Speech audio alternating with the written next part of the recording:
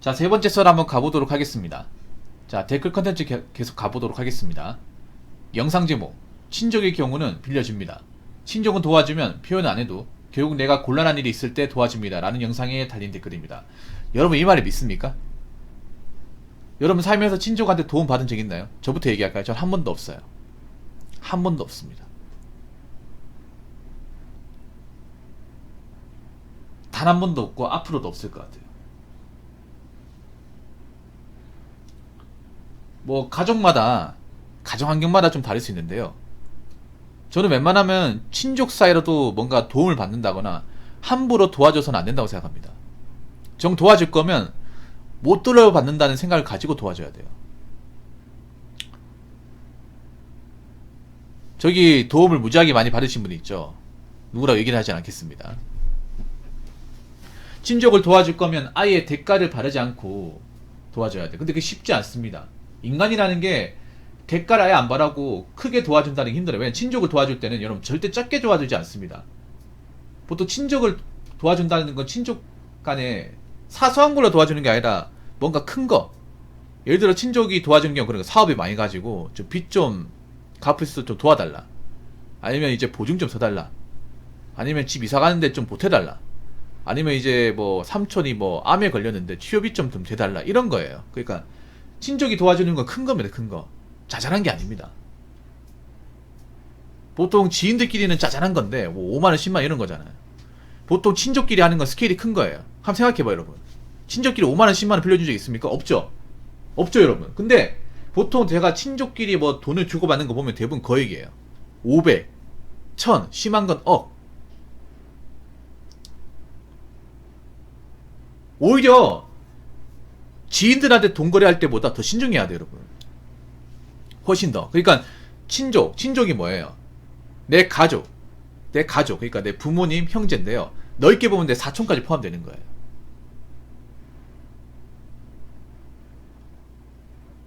간단하게 얘기하자면 이제 내 부모 아니면 배우자의 부모님, 그리고 내 형제들까지 포함해서 친족이라고 하거든요.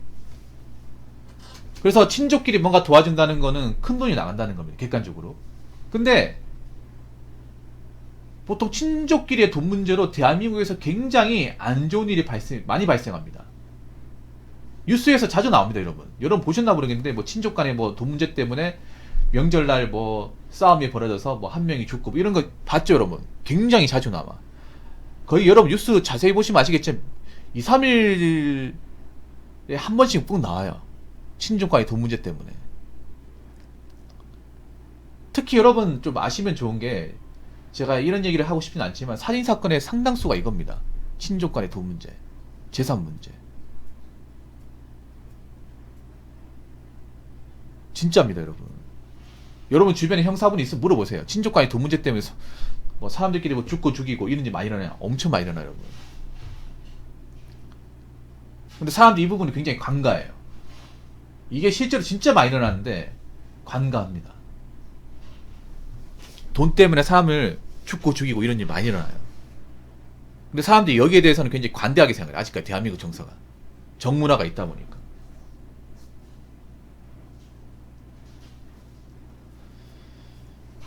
그래서 친족끼리 도와주는 건 정말 신중해야 돼. 지인보다 더 신중해야 되고, 그리고 도와주더라도 대가를 바라고 도와주면 안 돼. 근데 이게 진짜 어려워. 아까도 얘기했잖아요. 친족끼리 도와주는 건 적은 돈이 아닙니다. 적은 돈 아니에요. 큰 돈이에요, 큰 돈. 근데 상당수는 친족한테 돈을 빌려줘서 못 돌려받아요. 거의 대부분 못 돌려받습니다. 아까 얘기했죠. 제가 친족한테 돈을 빌려주는 건 거액의 돈이다. 근데 이 거액의 돈을 못 돌려받으면 과연 사람은 어떻게 될까? 내가 계속 친족으로 볼까요? 아니면 왼수로 볼까? 왼수로 보겠죠.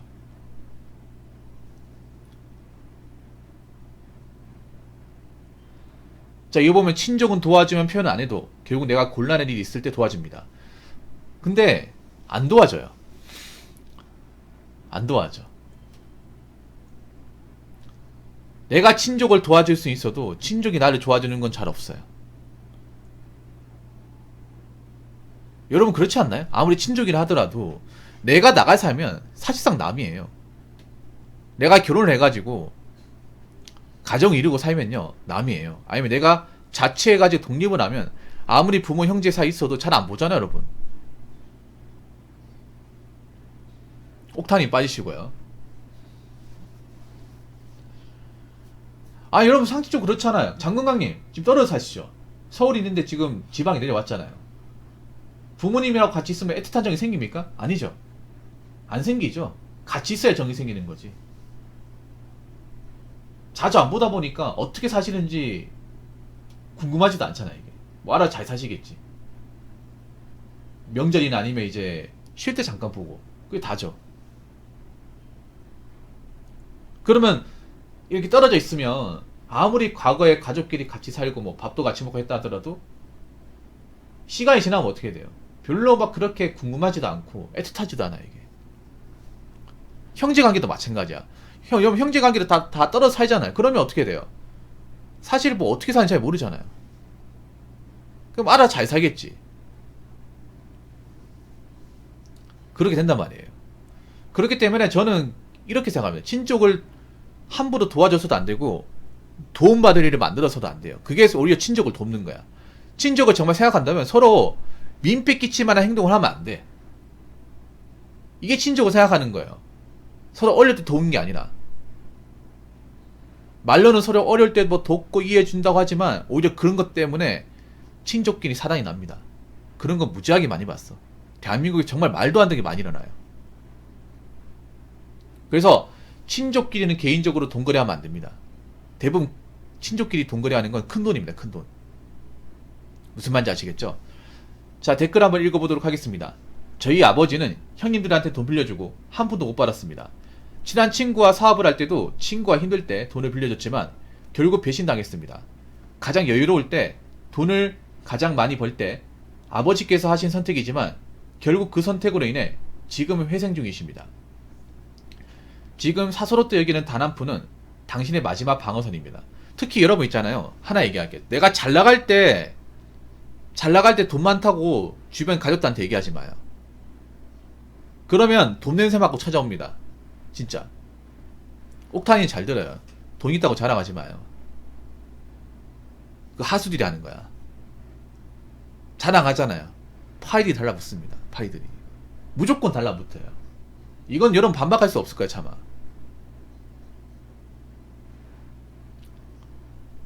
왜 강남의 부자들이 없는 척 하는지 아십니까? 있는 척 하면 달라붙거든. 한두 명이 달라붙는 게 아니라 여러 명이 달라붙어요. 어떻게 콩고물 떨어질까 싶어가지고. 그거를 살면서 수도 없이 겪어갔기 때문에 일부러 없는 척 하는 거예요. 일종의 방어기제죠. 막상 잘 사는 동네 가면 그 사람들이 막 메이커 입고 잘 나가는 척, 물론 젊은 사람들은 잘 나가는 척 하는데 나이가 있는 분들은 굉장히 평범해요. 나이가 있는 분들은.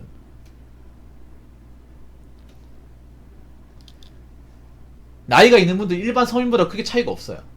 왜 그러냐? 그래야 내가 남들한테 뭔가 잘 나간다는 소리 안 들으니까 돈 달라고 안 찾아오거든요, 여러분.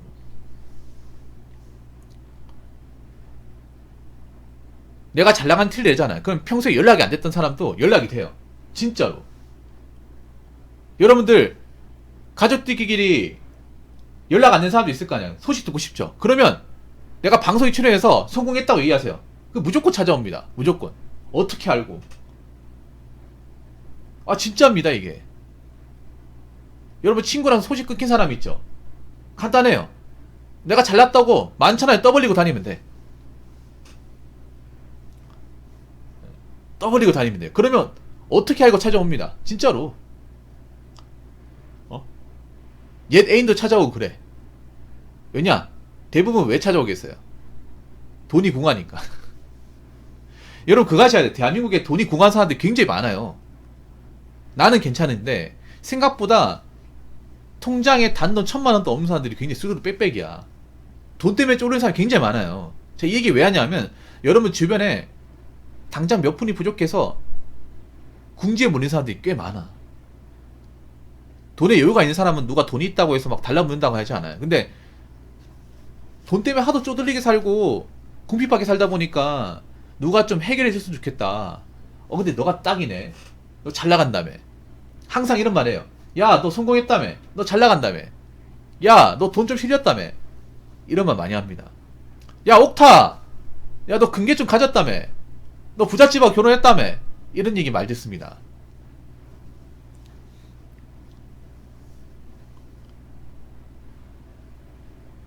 안 들을 것 같아요? 많이 듣습니다. 몰랐던 사람도 연락 오고 그래요. 근데 그런 사람들이 좋은 사람이냐? 아니라는 거죠. 돈 목적. 그래서 친족한테라도 내가 잘 나간다고 얘기하면 안 돼. 절대로. 그리고 가족끼리 도와주면 안 됩니다. 친구끼리 도와주면 안 돼. 가족끼리는 왜 도와주면 안 되냐 하면 여러분 아시겠지만 형법이 뭐가 있습니까? 친족 상대를 하는 아주 개족 같은 법이 있습니다. 난 이 법을 정말 싫어합니다. 이거는 있잖아요.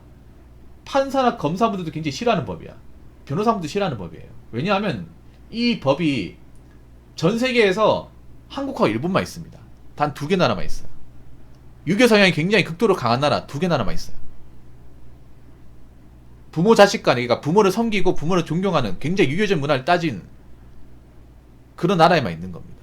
이게 뭐냐 하면 친족끼리 발생한 재산범죄에 대해서는 처벌하지 않는다. 쉽게 말해 사법계에서는 간섭하지 않을 테니까 니들이 알아서 해라 이겁니다.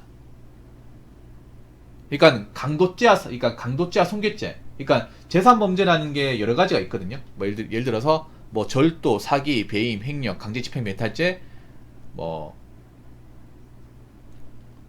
그 편의 부정사용죄하고 여러 가지가 많아요. 그 중에 이제 강도죄하고 손괴죄, 강도죄는 이제 폭행 협박으로 물건 훔치는 거고, 손괴죄는 누구의 물건을 부수는 거고, 못 쓰게 하는 거. 이게 손괴죄잖아. 이 2개를 뺀 나머지 재산범죄는 친족 사대로 적용이 됩니다. 그래서 부모 자식 간에 뭔가 돈 문제 발생한 거는 국가가 개입하지 않아요. 형법상에서. 그래서 이걸 이용하는 경우가 굉장히 많아요, 실제로. 어차피 가족끼리 돈 문제가 발생해도 우리를 처벌할 수 없다. 맞거든요. 법 전문상으로 맞단 말이야. 그래서 이것 때문에 참 문제가 많아요. 아니, 우리나라 지금 핵가족화 되고 있고 자녀도 얼마 없고 부모 자식 간의 정이 예전 같지 않잖아요. 나가 사는 사람도 많고. 근데 무슨 친족 상대랍니까?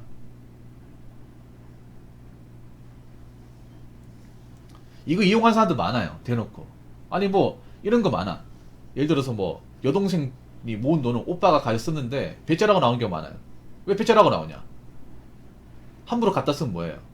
뭐 절도죄거나 사기죄가 될 수 있겠지. 근데 친족 상대로 적용 대상이 된단 말이야. 동거 친족은 여러분 아시겠지만 형을 면제한다. 제가 조문까지 보여드립니까? 예, 조문 나와 있어요, 여러분. 확실하게 하기 위해서 이 조문만 읽어드리고 네, 말씀드릴게요.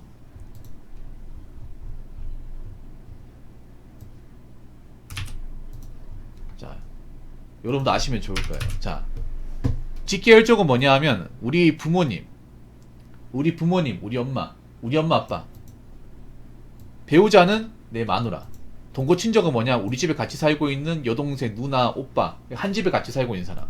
동거 가정은 뭐냐? 뭐 배우자, 뭐 처제, 처남 이런 사람들 한 집에 같이 살고 있으면, 또는 그 계우자, 뭐 동서지간 있죠. 한 집에 같이 사는 경우 있을 거 아니야. 그런 가운데 323조는 뭐냐? 아까 말씀드린 재산죄, 강도죄와 손괴죄 제외 나머지 재산죄에 대해서는 보세요. 형을 면제한다. 아예 처벌할 수가 없는 거예요, 그냥. 처벌할 수가 없는 거라니까. 자, 봐봐요. 마지막 개정 2005년이야. 18년 동안 안 건드렸어요, 여러분. 거의 개정된 적이 없어요, 여러분. 그리고 자, 1항 이외 친족, 그러니까 여기 친족이라는 거 뭐냐 하면, 이 외의 친족은 뭐냐 하면, 왜 친족 중에서 예를 들어서 형제 관계 중에서 따로 나가 사는 사람 있잖아. 따로 나가 살았는데 예를 들어 이런 거예요. 내가 이제 그 형 집에 놀러 갔다가 형이 독립을 했어요. 놀러 갔는데 그 물건 훔쳤어. 그러면 동거하지 않잖아요. 동거하지 않잖아. 그 물건 훔쳐가지고 형이 고소를 했어요. 그러면 뭐냐 하면 고소를 해야, 네, 고소가 있어야 공소를 제기할 수 있어요. 그러니까 고소를 안 하면 처벌할 수 없는 거야.